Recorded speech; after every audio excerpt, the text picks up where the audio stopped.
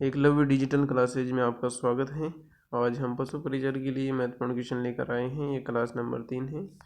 इससे पूर्व 2 क्लासें अपलोड की जा चुकी हैं, तो 100 क्वेश्चन उसमें हो चुके हैं। 101 क्वेश्चन आज हम देख रहे हैं।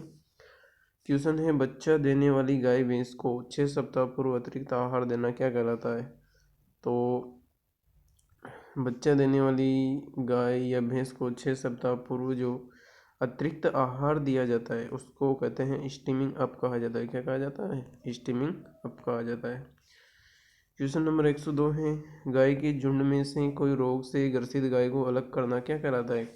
गायों का एक झुंड है जिसमें से रोग से ग्रसित गाय को अलग करना है, तो वह प्रक्रिया क्या कहलाती है? कलिंग कहलाती है। क्या कहलाती है?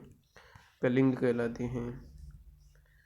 फिर उसके बाद में है, राष्ट्रीय दूध दिवस कब मनाया जाता है? राष्ट्रीय दूध दिवस जो है 26 नवंबर को मनाया जाता है। कब मनाया जाता है? 26 नवंबर को मनाया जाता है। क्वेश्चन है, राजस्थान भारत के कुल दूध उत्पादन में कितना प्रतिशत योगदान देता है? तो 15% योगदान देता है। कितना प्रतिशत? 15% योगदान देता है। उसके बाद है क्वेश्चन नंबर 105,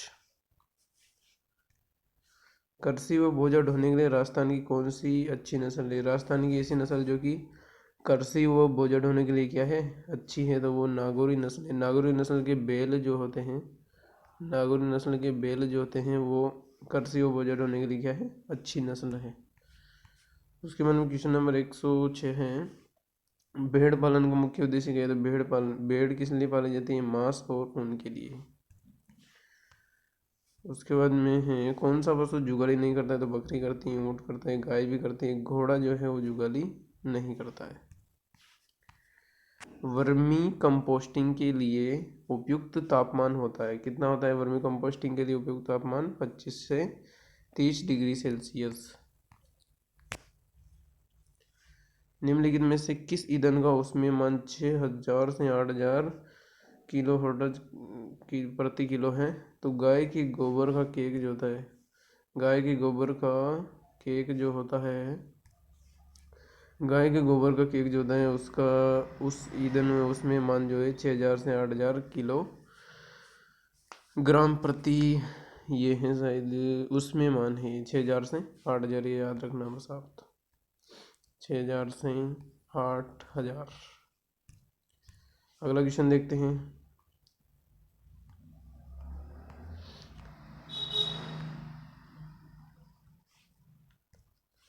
खोया बनाने के लिए इस्तेमाल किए जाने वाले भैंस के दूध में प्रोटीन कितना प्रतिशत होता है? तो ये प्रोटीन कितना प्रतिशत होता है भाई? खोया बनाने के लिए 17.8%। अगला क्वेश्चन है पनीर, अगला क्वेश्चन है अपना, पनीर बनाने के लिए गाय के दूध से कितने प्रतिशत वसा प्राप्त होता है? पनीर बनाने के लिए गाय के दूध से कितना प्रतिशत वसा प्राप्त होता है? तो ये वसा प्राप्त होता है अपना 25%। कितना? 25%। उसके बाद में अगला क्वेश्चन है, मारवाड़ी भेड़ का ऊन उत्पादन होता है, मारवाड़ी भेड़ से कितना ऊन उत्पादन होता है भाई? तो मारवाड़ी भेड़ से जो है 1.5 से 2.5 kg पर ईयर, प्रति वर्ष 1.5 किलो से 2.5 किलो जो है मारवाड़ी भेड़ से ऊन उत्पादन होता है।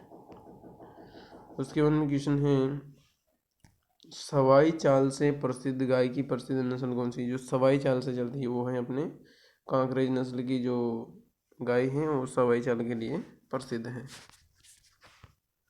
उसके बाद में नेक्स्ट अपन बात कर लेते हैं, 113 हो चुका है, 114 है, गाय भैंस हीपर का कितने किलोग्राम शरीर भार पर पहली बार प्रजनन करवाना चाहिए? तो गाय भैंस और हीपर का कितना किलो वजन होना चाहिए जब जाके प्रजनन करवाना चाहिए? तो 250 से 270 किलोग्राम जो है वजन होना जरूरी है। फिर उसके बाद में क्वेश्चन नंबर 115 है, कोसी उपनाम से प्रसिद्ध गाय की नस्ल है? तो मेवाती नस्ल की जो गाय है वो कोसी नाम से उपनाम से प्रसिद्ध है। गिल्टी रोग का रोग कारक है बेसिलस एथ्रेसिस, बेसिलस एथ्रेसिस गिल्टी रोग का रोग कारक है। उसके बाद में क्वेश्चन नंबर 117 है, रेगिस्तान का चलता फिरता फ्रिज, गरीब की गाय, वनस्पति का शत्रु, रेनिंग डेयरी आदि नाम से किस पशु को जाना जाता है? तो ये जाना जाता है किसको? बकरी को। रेगिस्तान का फ्रिज है, गरीब की गाय है, वनस्पति का शत्रु है, रेनिंग डेयरी है, चलती हुई डेयरी। तो ये कहा जाता है अपने बकरी को। ठीक है। उसके बाद में क्वेश्चन नंबर 118 है। राजस्थान के उदयपुर बांसवाड़ा में पाई जाने वाली भैंस की नस्ल है, जो कि उदयपुर और बांसवाड़ा में कौन सी भैंस की नस्ल पाई जाती है? तो सुरती जो नस्ल है वो राजस्थान के उदयपुर और बांसवाड़ा क्षेत्र में पाई जाती है। क्वेश्चन नंबर 119 है। कुंडलाकार सींग भैंस की किस नस्ल की विशेषता है? कुंडलाकार जो कि ऐसे होते हैं, ऐसी जो भैंस हैं, ये भैंस कुंडलाकार सींग वाली जो भैंस है वो किस नस्ल की विशेषता है? तो जाफराबादी जो भैंस होती है इसके जो सींग होते हैं वो कुंडलाकार होते हैं, याद रखना। उसके बाद में क्वेश्चन नंबर 120 है। भैंस की सबसे भारी नस्ल कौन सी है? तो सबसे भारी नस्ल जाफराबादी है। भारी मतलब वजन में भारी। भैंस की मान्यता प्राप्त नस्लें कितनी है भाई? तो भैंस की मान्यता प्राप्त नस्लें 20 हैं। उसके बाद में अगला क्वेश्चन है। गर्भाशय को धोने के लिए लाइसोसोल का घोल उपयोग करते हैं, तो लाइसोसोल का घोल प्रयोग करते हैं, ये होता है शायद 1 से 2% है, जो कि अभी ऑप्शन में इधर दिखेगा अपन को 1 से 2% ये। ठीक है, 1 से 2% है। चलिए आगे बढ़ते हैं। आंतरिक परजीवियों को किससे नष्ट किया जा सकता है? आंतरिक जो परजीवी हैं उसको किससे नष्ट किया जा सकता है? तो फिनोविस से भी किया जा सकता है, नीलाथोथा से भी किया जा सकता है, और ओवरमेक्टिन से भी किया जाता है, यानी सभी से जो है आंतरिक परजीवियों को नष्ट किया जा सकता है। उसके बाद में क्वेश्चन नंबर 124 है। अतिसार का उपचार किससे कर सकते हैं? अतिसार जब हो जाता है तो उसका उपचार किससे कर सकते हैं? तो लस्सी के तेल का उपयोग जो है पशुओं में अतिसार को कम करने के लिए किया जाता है। अगला क्वेश्चन है। खुरपका मुंहपका रोग किस श्रेणी का है? खुरपका और मुंहपका रोग किस श्रेणी का है? तो उपउग्र श्रेणी का है। किस श्रेणी का है? उपउग्र श्रेणी का है। गाय के शरीर का तापमान कितना होता है? तो 38.5 डिग्री सेल्सियस होता है। कितना होता है? 38.5 डिग्री सेल्सियस। क्वेश्चन नंबर 127 है। विस्तृत प्रणाली में प्रति हेक्टेयर पक्षी रख सकते हैं, कितने प्रति हेक्टेयर पक्षी रख सकते हैं? तो 125 प्रति हेक्टेयर पक्षियों को रखा जा सकता है विस्तृत प्रणाली में। चेचक की रोकथाम, चेचक जो बीमारी है उसकी रोकथाम है तो वैक्सीन कौन सी सही है? मतलब कौन कौन सी वैक्सीन को चेचक की बीमारी के उपचार हेतु उपयोग किया जाता है? तो एक फाउल पॉक्स वैक्सीन और एक पीजियन पॉक्स वैक्सीन। ये दोनों जो पॉक्स वैक्सीन हैं, फाउल और पीजियन, इन दोनों को जो है चेचक की रोकथाम के लिए उपयोग में लिया जाता है। अगला क्वेश्चन है अपना। अंडे की जर्दी में वसा कितने प्रतिशत होता है? तो अंडे की जर्दी में जो है 32.5% वसा होता है। कितना? 32.5% वसा होता है। इंग्लैंड की मुर्गी जो अमेरिका में मांस के लिए प्रसिद्ध है, इंग्लैंड की मुर्गी कहाँ की है भाई? इंग्लैंड की तो विदेशी हैं, तो विदेशी नस्ल हैं, अमेरिका में मांस के लिए प्रसिद्ध हैं। ये इंग्लैंड की मुर्गी है, प्रसिद्ध मांस के लिए अमेरिका में है। इसका नाम भी विदेशी होता है। देखो, रेड कॉर्निस। नाम भी अटपटे होते हैं लेकिन याद रखना पड़ेगा, क्या करें। उसके बाद में बधियाकृत नर मुर्गा क्या कहलाता है? तो वो केपेन कहलाता है बेचारा, केपेन कहलाता है। बधियाकृत नर मुर्गा क्या कहलाता है? केपेन कहलाता है। उसके बाद में वाला क्वेश्चन है। ईयर नोचिंग पहचान का तरीका अपनाया जाता है। ईयर नोचिंग पहचान का तरीका जो है ये अपनाया जाता है उम्र के लिए शायद, पर इसमें ऑप्शन देखना पड़ेगा। नहीं, ये क्वेश्चन ही अलग है। उसमें पूछ रहा है कि ईयर नोचिंग तरीका जो है वो किस पशु में अपनाया जाता है? तो उसमें एक तो सुअर में और वीप कैटल, इन दोनों में अपनाया जाता है।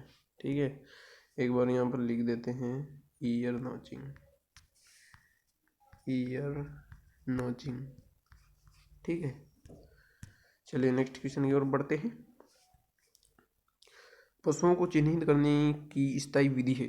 तो पशुओं को चिन्हित करने की, सॉरी वो मैं गलत बोल दिया था पहले कि उम्र ज्ञात करने की है ये पशुओं को चिन्हित करने की विधि है। ईयर नोचिंग है, टैटूइंग है, ब्रांडिंग है। तो ये तीनों विधियाँ किसकी हैं? पशुओं को चिन्हित करने के लिए।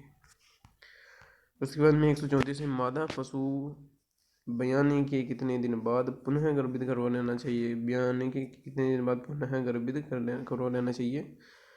तो 90 दिन और 3 माह, वही एक ही बात पड़ती है। 90 दिन 3 माह एक ही है, पर जब ऑप्शन आया 90 दिन 3 माह तो ये डायरेक्ट ऐसे मत कर देना 90 दिन, उसमें 3 माह भी दे रखा है, फिर 1 व 2 दोनों दे रखा है। तो ऐसे कंपटीशन में ऐसे उलझने वाले क्वेश्चन अभी आने लग गए हैं। नर जनन तंत्र का मुख्य अंग है, नर जनन तंत्र का मुख्य अंग वर्षण है।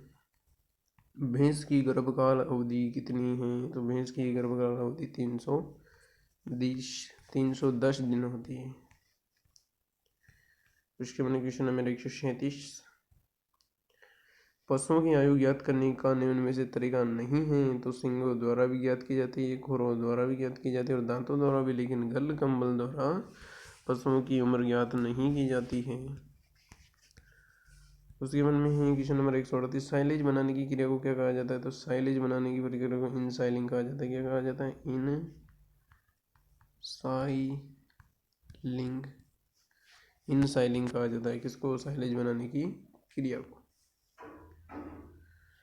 अगला क्वेश्चन है, एक संकर गाय प्रतिदिन 10 लीटर दूध देती है, तो इसके लिए दूध उत्पादन का दाना बताइए। 10 लीटर दूध देती है, संकर गाय है, तो इसको कितना दाना खिलाना चाहिए? 4 किलो खाएगी। कितने किलो खाएगी? 4 किलो खाएगी, तब जाके 10 लीटर दूध देगी।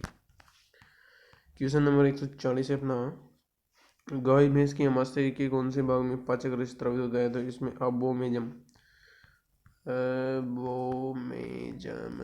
अबोमेजम में जो है पाचक रस स्रावित होते हैं। क्वेश्चन नंबर 141 है, पशु का दूध दोहन करते समय अचानक पशु के डरने से कौन सा हार्मोन स्रावित होता है? तो एड्रीनलिन हार्मोन स्रावित होता है। कौन सा? एड्रीनलिन हार्मोन स्रावित होता है। उसके बाद में देखेंगे क्वेश्चन नंबर 142, रबर बैंड विधि द्वारा सींग रोदन कितने दिन में हो जाता है? तो रबर बैंड विधि द्वारा सींग रोदन जो है 3 से 6 सप्ताह में हो जाता है। क्वेश्चन नंबर 143 है, पशु का मशीन द्वारा वजन ज्ञात करते समय कितना समय पहले पानी देना बंद कर देना चाहिए? तो 8 घंटे पहले जो है पशु को पानी देना बंद कर देना चाहिए। उसके बाद में है, दो मध्यकाल के बीच का समय होता है, दो मध्यकाल के बीच का समय होता है, उसको क्या कहा जाता है? मध्य चक्र कहा जाता है। क्या कहा जाता है? मध्य चक्र कहा जाता है। उसके बाद में ही अगला क्वेश्चन, फलसिंग संबंधित है। फलसिंग किससे संबंधित है? भेड़ से संबंधित है। फलसिंग किससे संबंधित है? भेड़ से।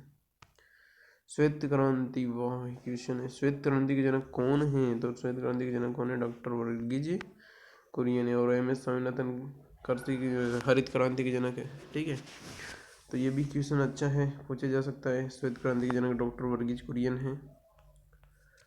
उसके बाद में क्वेश्चन नंबर 147 है, श्वेत क्रांति किससे संबंधित है? श्वेत क्रांति भैया अपने दूध उत्पादन से संबंधित है। क्वेश्चन नंबर 148 है अपना, ऊँट की न्यूनतम संख्या वाला जिला कौन सा है? तो सबसे कम ऊँट किस जिले में पाए जाते हैं? प्रतापगढ़ में जो है सबसे कम ऊँट पाए जाते हैं। उसके बाद में अगला क्वेश्चन है, उरमूल डेयरी स्थित है। उरमूल डेयरी कहाँ पर स्थित है? तो उरमूल डेयरी बीकानेर में स्थित है। जैसे याद रख लेना, बीका, यानी कि उरमूल डेयरी बीकानेर में है। ठीक है, चलिए अब लास्ट क्वेश्चन इस वीडियो का है, 150 क्वेश्चन है। भेड़ में एक वर्ष में सिपरिंग करते हैं, तो भेड़ में एक वर्ष में 2 बार सिपरिंग की जाती है। कितनी बार? 2 बार। तो चलिए आज के लिए इतना ही। नेक्स्ट वीडियो में अपन अगले क्वेश्चन 151 से शुरुआत करेंगे। जय हिंद, जय भारत।